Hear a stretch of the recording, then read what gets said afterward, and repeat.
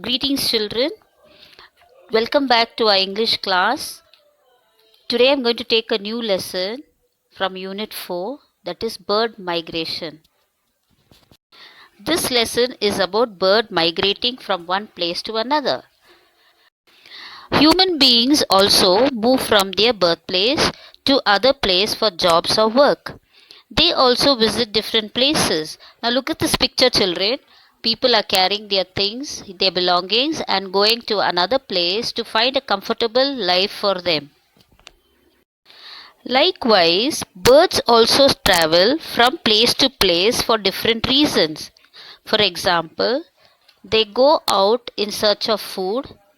When the winter season comes, they move from their own place to the summer places. You must have seen lots of birds around our locality, isn't it, children? You love birds, right? The common bird is parrot, which we keep in house as pets. Now, birds are man's and the environment's best friend. One such bird's best friend is Salim Ali.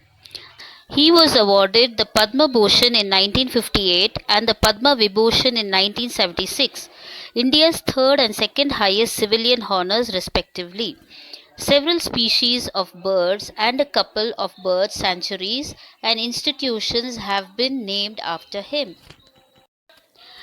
Birds move from one place to another, from lowlands to highlands, and from the interior to the seacoast. Birds migrate for various reasons. For instance, it is observed that during winter, birds go to warmer places because some of them cannot survive. So, in winter season, usually birds will not survive. So, they search out for warmer places. So, the birds also feed on insects which will not be breeding in the winter season. So, weather conditions alone would not make birds migrate. How do birds identify the seasonal changes? It is said that birds can find the seasonal changes by knowing the length of the day. How come we know that it is day and night? When it is bright early morning, we say it is a day. When it is dark, we say night. So, human beings identify the day and night, so as the birds also identify the seasonal changes with the length of the day. The breeding instinct helps them migrate up north. In later summer, many birds fly down south. Sometimes they travel to different continents and return to their nest in their own country in spring. Their ability to find their home is as amazing as their readiness to migrate. Okay, how do birds find their way home, children?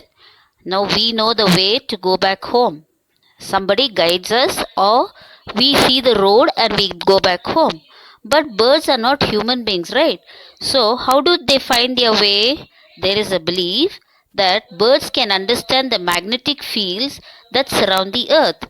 These magnetic fields run from the north to the south poles. Perhaps the birds are directed themselves by these lines of force. However, this theory has not been proved. Now, there are many varieties of birds which migrate from one place to another. Among them, the Arctic terns are the champions. They travel an average of 22,000 miles a year. During its flight, the tern nests at different places and takes about 20 weeks to make its trip down to the Arctic region. Its average speed is 1,000 miles a week. Most land birds make short hops during their migration. Among them, the American golden plover is an exception. It makes a long non-stop flight and can fly a distance of about 2,400 miles over water without food or stopping. Birds do not actually begin their migration the same day every year. For instance, the famous swallows of California are supposed to leave on October 23rd and return on March 19th. But their dates of departure and return have been found to be varying from year to year. Birds migrate for satisfying their needs as human beings do.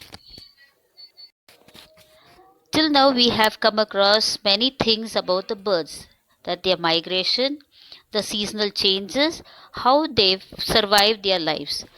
Now, have you ever wondered about vanishing house sparrows, declining number of peacocks and other birds in the city? Anytime you have come across that there are no birds, sometimes when we come into the cities, we don't see any birds. Before in the villages, the chirping of the birds brought the beauty to the day and brought happiness to life. But now we find very few birds in the locality. The increased use of mobile phones and electromagnetic radiation emitted from the communication towers have affected the birds. Now it is affecting the health of birds and peacocks in particular. So many people are urging to the Animal Welfare Board to find a necessary action in this matter. Girish Kumar from Electrical Engineering Department of ITI Mumbai, who has done extensive work on harmful effects of mobile tower radiation on humans, birds, and animals, has said that these radiations are leading to various alignments and even death.